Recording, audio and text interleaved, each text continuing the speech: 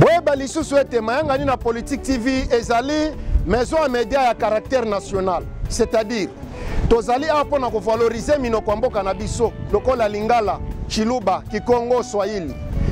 Bayebi koloba Chiluba te bakoki koloba Lingala. Bayebi koloba Lingala te bakoki koloba Kikongo. Nalingi koloba boy. Tokobanda kotandre micro na ba Congolais nyonso.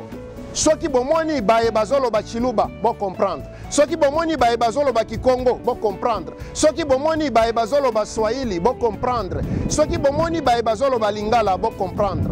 Ezali maison à médias ya caractère national, toye apo na ko valoriser minoko mboka na biso, français, anglais, oui, tokoya nasima, mais mingi minoko mboka na biso, mpamba te.